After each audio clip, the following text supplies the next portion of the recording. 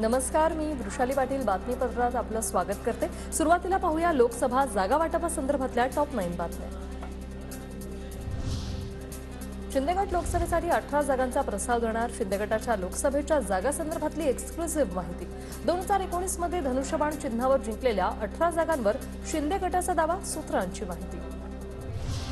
शिंदे गट 2 मंत्र्यांना लोकसभेत उतरवण्याच्या तयारी, सूत्रांची माहिती। छत्रपती संभाजीनगरमधून संदीपान भुमरे तर धाराशिवमधून मंत्री तानाजी सावंतांची चर्चा।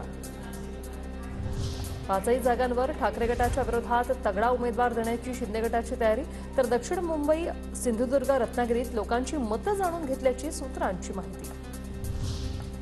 शिंदे गटाकडून परभणीतून माजी मंत्री अर्जुन खोतकरांच्या नावाची चाचपणी। ठाकरे गटाच्या खासदार संजय जाधवांना आव्हान देण्यासाठी शिंदेंची रणनीती। लोकसभेसाठी महाविकास आघाडीच्या 42 जागांवर जवळपास शिक्कामोर्तब। अकोला, भंडारा, गोंदिया, हिंगोली, नाशिक, पुणे आणि वर्धा या 6 जागांवरून तिढा कायम। 27 फेब्रुवारीच्या बैठकीत जागा वाटपावर अंतिम निर्णय होणार। ठाकरे गटाचे उत्तर मुंबई जागेच्या बदल्यात दक्षिण मध्य मुंबईची जागा आणि उत्तर पश्चिम मुंबईची जागा मिळवण्याचे प्रयत्न सुरू। दक्षिण मध्य मुंबईसाठी अनिल देसाई, उत्तर पश्चिमसाठी अमोल कीर्तीकर आणि काँग्रेसचे संजय निरुपम इच्छुक।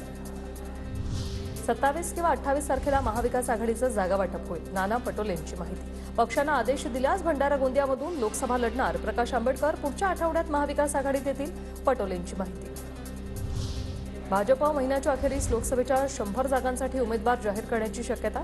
2019 मध्ये गमावलेल्या 160 जागांवर भाजपचं विशेष लक्ष। भाजप 34 जागेवर लढण्याच्या तयारीत, त्यात शिंदे गट आणि अजित पवार काही बोलू शकत नाही। दिल्लीचा निर्णय यांच्यासाठी अंतिम असतो, विजय वडेट्टीवारांची टीका। 14 गेले की 34 जागा भाजपा लढण्याच्या तयारीत आहे आणि त्यात हे काहीच बोलू शकत नाही, कारण दिल्लीचा आदेश यांच्यासाठी शिरसावंद असणार आहे।